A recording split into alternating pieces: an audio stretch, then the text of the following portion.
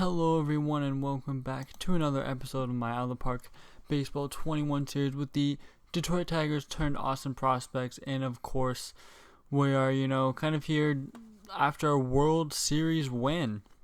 We're defending champions now, so this year we're going to the offseason kind of, much, kind of different outlook. Last year, we were solidifying our team. I'm kind of trying to get us out of the walling at 500. Had made big moves like guys like Mackenzie Gore, bringing them in. And so, yeah, this year, a lot of different stuff. First, we're going to go ahead and check our mail. Kind of look at what's going to be there for us. Go to, there's a kind of a lot of things I have to go through. But here are the big things. So, Joe Jimenez, he decides to not execute his player option, which is kind of surprising because that was a $9.5 million option, but he thinks at the age of 32 he can get $10.5 from in the open market. So Jimenez there, I mean, he's been good. He's been absolutely fantastic, and he's been with our franchise this entire save. So we'll kind of probably let that go and play out. Our owner looks like he's not even impressed with all of our things that we made except attendance. He is, of course, happy with us winning the World Series and wants us to reach the playoffs, upgrade at first, extend Vasquez, which we'll get into all this stuff kind of later, and reach the World Series again in the next 7 seasons. And then here, no major league retirees, I don't think. A lot of low-level minor guys retire. So, not really anything there, but now first we're going to go ahead and look into, of course, looking at bringing our guys back. Flores, Rocker, all of these guys coming back. Flores, he was, of course, very good for us. Might be time to kind of look forward and extend some of these guys. Rocker, he has 4 years of service time. He's not looking for an extension, and I don't know if I'd want to extend him if it wasn't for a very low price. Of course, he had a rough season last year, and he's been pretty injury-prone throughout the series. Bustelos, he has another year of team control, and I don't think I want to do this. Yeah, he was replacement level last year, so we're actually going to go ahead and I think I might try to move him, so we'll kind of keep that here, and then I'll do that in a second. All these guys are fine though. Bring back Garcia as depth. Paulino, it's fine. Montoya, we'll bring him back for another year. Yeah, he has 1 more year of team control. $9 million is fine for him. Well, almost 10 actually, but that's fine. Siegler, Jordan, Bowser, Freeman, he got a uptick in pay. Walker and Paulini. Now Paulini, this is gonna be his last year of team control. I would love to extend him. Walker, he's at 4 years, and he also probably will be looking for an extension. And he actually doesn't want a lot. $20 million is something that I would definitely live with. An 8-year extension, and he's only 25, so I'm leaning pretty heavily towards doing this deal. I think it would be pretty good for us. Even though he had a down year last year, I think probably a lot of that's tied to him playing shortstop, I would say. And I think he won't really have any problems going back up in ratings. So I'd definitely be interested in doing this. And that last year is a team option, so it's really 7 years. Definitely willing, and that's not what he has in mind. So it looks like we won't be extending Walker. We're going to be waiting another year in him. Paulini does not want an extension. And here are our guys who are going to be free agents. We got Wentz, Vasquez, Jimenez, and Basabe. Wentz, I think it's finally time to probably let him walk. See kind of what our pitching situation is. Of course, we kind of have these 4 pretty set in stone. Loizaga, not a fantastic year. That kind of low contract we offered him, definitely not looking the greatest, but I mean, he did help us out during that season to kind of solidify our rotation. So the Loizaga signing not looking very good at all. In fact, maybe I'll try to move him relatively soon. And then minor league depth wise, we have Chadwick, who is a starter. He could very well get some innings. And then we of course have Garcia, who's still here. And then we have Benitez. We see this is also a reason here why I'm even considering continuing the series, of course, after we won the World Series, because we have a lot of very good prospects, as you can see, that are kind of really on the way pretty soon. Like Eddie Rogers here, he's probably coming up, not this year, but most likely next year. He was a first-round pick of ours. We have Chris Hall, who's not a starter, but he's a good arm to have. And then we have guys like Henderson here, who, he was a very good pickup for us. We've had crazy pickups here pretty much. And this Trevino guy, and he was just a scouting discovery. We have lots of guys coming up in the system and that are going to be here pretty soon. And then, this guy's out for a while. So going back into salary arbitration, all that's fine. Then the pitching situation. So right now, I should have looked at the bullpen when I was here last. So Montoya, he's in as our closer. Definitely going to try to move Bustelos. Would love to keep Vasquez, especially because there aren't really any good lefties in the league. And Jimenez, he's obviously been kind of a cornerstone of our franchise. Now Vasquez, let's go ahead and see what he wants. He wants 8.5. He is 34, so if we could just make this 2 years, I think that would be good. We could leave that a player option if he wants. But if he could do 7.5, I would be ecstatic. And that sounds fine to him, so we're going to go ahead and do that move. Once again, I'm not going to bring him back. Basabe, also not going to bring him back, I don't think. He wants 4.2, but we have lots of corner outfield pieces, like Henderson, Villapadua, at least I think. That's how you pronounce it. But again, lots of outfield pieces that we could slot in there. Jimenez, he wants kind of 10 million. Not going to offer that. We're kind of see what the market thinks about what he wants there. And then, of course, Bogarts and Mondesi, both, I don't think we're going to bring them back just because of the kind of flexibility. We could find someone to DH who's not Bogarts next year. Definitely look to see what bats are available. And, of course, with Blaze Jordan kind of emerging a little bit this year, maybe that kind of solves a little bit of a problem there. But, again, we're going to be going into the offseason with not nearly as many holes to fill as we had last year. So, as I said, I was going to go ahead and shop Bustelos, but I actually just can't find anything that really interests me. So, I'm just going to go ahead and we're going to withdraw our offer and we're going to non-tender him. I really don't think this is really big thing because we literally acquired him for pretty much nothing last year, and he wasn't good for us this year. His career's really taken a downturn in the past few years. He's not been the elite reliever that he was when he first came into the league a few years ago.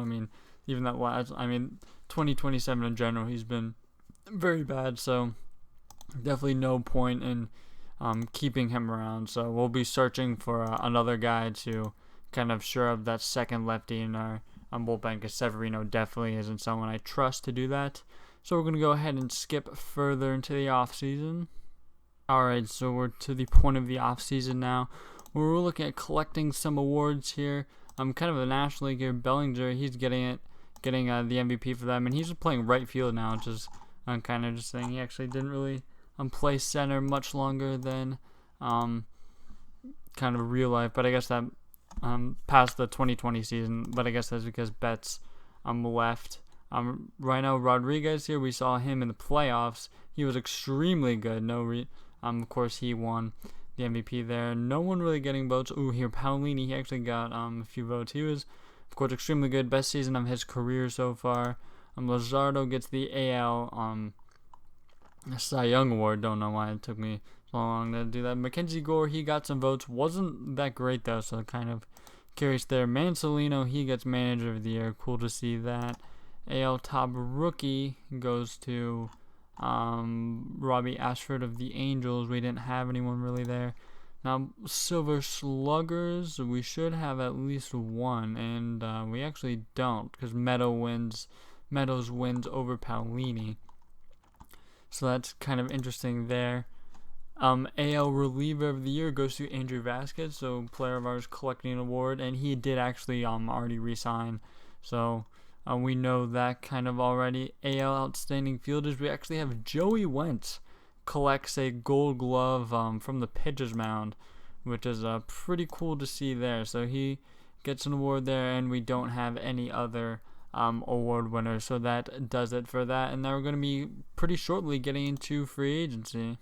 Alright, before we get into the free agency now, all of our guys kind of re-upping here. Montoya gets 11.2, yikes. Definitely didn't expect him to get that number. Kind of surprising, but nevertheless, we're going forward here, and we probably won't have much money to play with, actually. So that's going to be kind of interesting thing, that most of our major league talent is probably capped out. We don't really have the money to go out and get anyone, so we're going to be pretty much really relying on young guys to come up and fill spots for us. And no international free agents are good, which will continue to be a theme of this game. There really have not been any that are very good. Now, of course, looking kind of at our team this year, really we're going to be focusing on bringing in a shortstop. Drew Bowser is a good second baseman, cannot play shortstop, but definitely is not a guy who I want to be getting any innings at shortstop. Freeman also can't play shortstop. Walker, the experiment with him at shortstop is definitely over. So that's not going to be something we're trying. And Ian Happ's actually slotting into right field here because we non-tendered, not non-tendered Basabe, we just didn't re-sign him. So yeah, he is not there. Corey Collins actually would not be opposed to giving him a big share of the DH at ABs this year. So definitely looking fine with that. But yeah, shortstop is definitely something that we're going to need to be upgrading this year. So we're going to go ahead and actually should probably look at pitching too. Because we have a kind of short bullpen, and we do have some depth. We do have a lot of young guy depth, but again, we don't, definitely need to bring in some more guys. So let's go ahead and see who's available in free agency. Now we actually have $38 million to play with, which is bigger than I thought. So kind of good there. Juan Soto's available, and he wants $50 million. Jeez, I mean, look at these ratings. Absolutely insane. He's been definitely churning out the numbers. Yikes, I can't.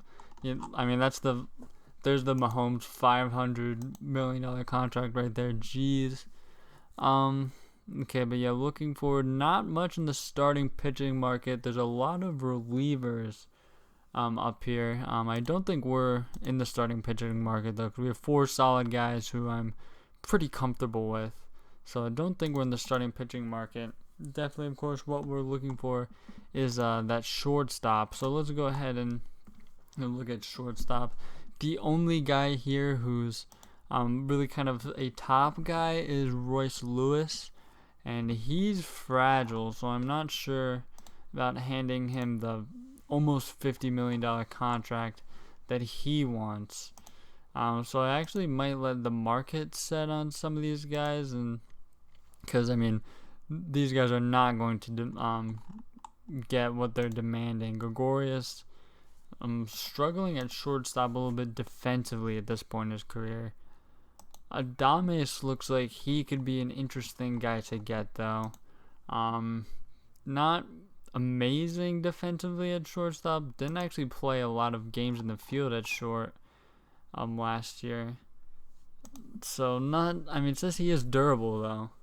We have some international guys here. Keto Mori, a fantastic defensive shortstop. Even hit in the Nippon Baseball League last year. He's a guy who could be a possibility for us maybe, although I definitely don't want to pay him that much. At least locking that kind of money into a guy like that. Where I'm kind of unsure, how he'd do there. Neo, he's okay. He would have to develop that shortstop rating, which I'm not really interested in doing.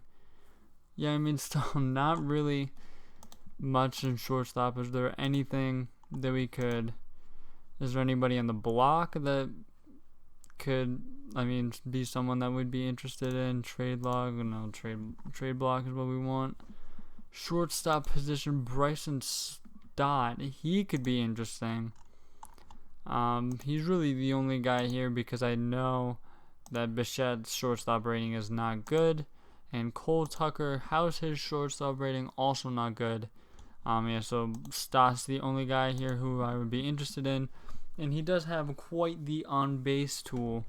But defensively at short, he honestly hasn't really played much short. He's played a lot of first base in his career to this point for some reason. Batting-wise, again, that on-base tool is there. Let's see maybe what we could get from him because he still has 3 years of team control left.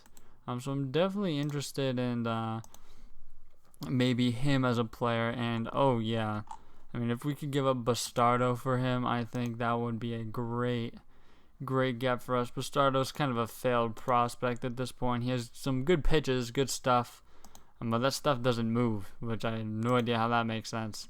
But yeah, Bryson Stott, definitely comfortable with this deal, and if they would retain any money on this, that would be cool as well. 20%, whatever. Bryson Stott, just want to check his defensive ratings one more time. And they're good enough for that. And so he's going to be the new starting shortstop for us this year. Just want to make sure quick that he is on the Major League roster.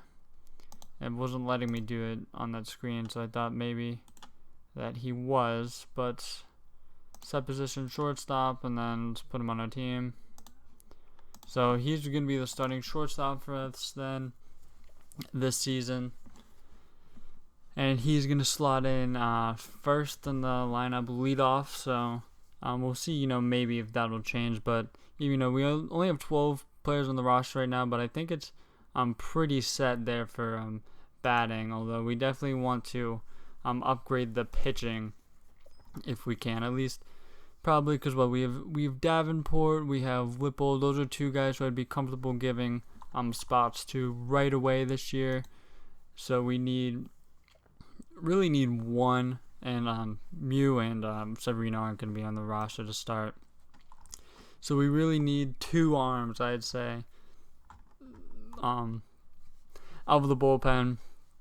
And we also don't have any starting pitcher depth. So actually, we're going to basically look at some bullpen arms and pitching depth. Because we have infield depth with Ritter and Rivas. And we have Bowler, and we have plenty of catching depth. We're fine outfield depth, and with all those depth with our young guys and such. So I'm fine with that. Pitching depth is just what we're going to be looking for next. Pitching wise, Robbie Ray is available, which at first I was kind of turned off. 36-year-old, but he's really not looking for many years, and I think if we could bring in, I don't know. I'm also kind of thinking about, because extending Palini is something that's going to need to happen. So let's actually go ahead and look at I'm going to go ahead and look at the money real quick, because we will want to bring him back. We will have Montoya coming off the book, so that'll be $10 million immediately freed. But I'm thinking Palini is probably going to want kind of a double what he's making now. And 37 is what he kind of wants. So let's see if we could extend him right now for 30 for each year. So we're going to go ahead and try to do that. If he would take 30, that would be pretty beautiful, because he's not good in the field, which I think, kind of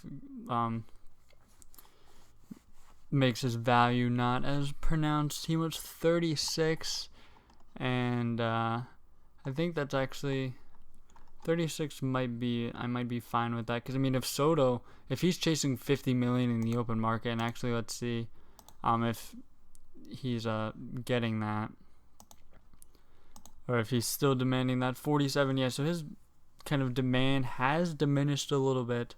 So who's this Ryan Nelson guy? He's about to be this guy's about to be on our team this year. I don't know why his demand is so low, but we're definitely gonna be in on him. And then actually, are there any other just fantastic budget finds here? Looks like there are Miguel Diaz. He was on our team at one point, I believe. Yeah, he was in 2025. Last year he was bad, but this is going to be a flyer depth guy for us right here. And you know we love those guys. His ratings are so good. So definitely going to still be in on him there. This Yamasaki guy, oh yeah, he's a close. Basically, the Astros' entire bullpen is available here for some reason. Yeah, so nothing really there. And Soto, yeah, I think we're gonna I'm kind of gonna let more days play out, and we're gonna kind of see, kind of what Soto gets, because Soto I think is actually pretty comparable to Paulini, because they both are not fantastic outfielders, really only limited to left field. But Soto, he is the better hitter. Paulini is a fantastic hitter in his own right. Soto a bit better at this point. And it's great. I mean, Soto's only still 29, and he just turned 29. But yeah, I think this is definitely what I'm going to look at to see what kind of deal Soto gets, and I think I'm probably going to offer Paulini a similar deal.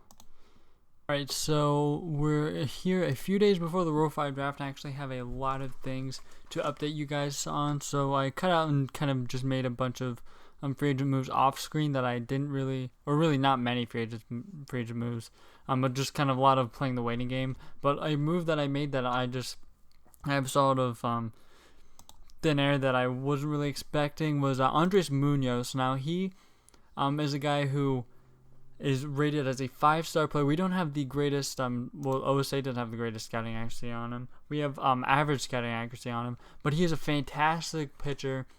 Amazing stuff, pretty decent control, and amazing pitches. What goes on along with his amazing stuff. Now, he was kind of asking for the 9-10 million that kind of Jimenez was asking for, and now Jimenez, it looked like he was kind of garnering all the early free agent kind of attention, and I just offered Munoz pretty much a 4-year deal, or really a 3-year deal with a player option for $7 million. He ended up just taking the deal, which is, I feel like, is an absolute steal. I mean, he's a 5-star elite reliever, and we're not even really gonna have to pay him like one. I mean, Vasquez is making 7.5, and yeah, he's an elite lefty, which, you know, he's a pretty hot commodity because there really aren't many good lefties. But I mean, Munoz is a fantastic right-handed reliever, and we're not gonna have to pay him anything. So fantastic look right there. Now, really, the only other update is really that kind of the depth guys that we were looking at signing. Ryan Nelson, he signed on, so he is kind of a depth piece / bullpen piece. And Miguel Diaz also signed on, which I didn't realize that kind of Diaz and Nelson were kind of fringe starters. So these guys will definitely also be guys who I'm looking at as starting depth, because we really have no starting depth. They just see Garcia, he's our slotted 5th starter to start the season, and I mean, that's fine. But I mean, if any one of our main 4 gets hurt, especially for extended period, we are definitely going to be in serious trouble. Chadwick can also start. Mew, and he's not really anything at this point in his career, but I guess for what it's worth, he also could start if we needed it. And then also, I actually extended Paulini. I don't even think that Soto has gotten signed yet, but Paulini, after we kind of offered him what you saw on screen, he was interested in a 4-year deal with $31 million each year. So that would kick in at the 2029 season. But I figured, why not? We'll pay him kind of what I think is pretty fair for his performance, and we'll be getting that for the next at least 3 seasons after the 2028 season. I wouldn't expect him to opt in there, but who knows what his ratings will look like at that point. So we'll play it by how he looks then. So yeah, those are pretty much the updates. I'm also kind of waiting on Christopher Sanchez as the depth piece, but I think he'll probably sign. But again, I mean, after that, I mean, our team is pretty much set. So I mean, we won't really be looking to make any moves until in season. Of course, we do have the Rule 5 draft coming up though, so we'll see, of course, if there are any interesting things then. And now we are at the day of the Rule 5 draft, so we're going to go ahead and quick check the pool, make sure all of our players that we want are in it, and we're definitely going to have to add people, including Munoz. which I cannot forget to do. So first we're looking at Erie and Toledo, our AA and AAA teams. Here is Erie, and no one really heard Drew Burris, possibly Sylvan Salverdia. Both these guys are definitely just kind of fielding first, center field types. Burris, he was a second round pick of ours in 2024. Yeah, I'd be fine with either of those guys were taken. But now Toledo, we should probably have a lot of guys here, because a lot of the guys we're going to be using as depth pieces this year are not on the 40-man yet. So we're definitely going to have to add a lot of guys here, I would assume. And we do. This guy, he's of course had that major arm injury, but we're going to add him anyway because I would definitely prefer that he does not get picked. Lippold, we're going to go ahead and adding him to the 40-man. Then we have Owen Diodati. We're not going to put him on because we just don't have a spot for him. Balmatario, he is a fantastic fielder. I don't think we're going to go ahead and add him, at least initially. And then we have Jose Trevino. Victor Serna, he's fine. I'd be fine if he was taken, but Jose Trevino, I'd be kind of surprised if someone took him, but he is 23. We're going to go ahead and add him anyway, because I would definitely be sad if he was picked. We're counting on him to be one of those depth pieces. Again, all of the depth pieces we're pretty much counting on this year are young guys. And then I just quick want to put Munoz on it because I saw his name immediately in here. And there he is, so we're going to go ahead and put him on the active roster. So he is not available to be picked here, and then we're going to go ahead and get into the Rule 5 draft. Sorting here by potential, there are a few kind of 4-star, 3.5-star guys here. First is Jose Gomez, a reliever. Not going to take him. He is definitely not good enough to be part of our Major League bullpen this year. Keith Hike is pretty good second baseman, although we are definitely don't need any second baseman, so I definitely would like to take this guy, but we just do not have a spot for him. We already have Bowser and Freeman, which in itself is a duo that we kind of have a hard time finding both of them playing time. Jack Calahone, a first baseman, he looks kind of interesting.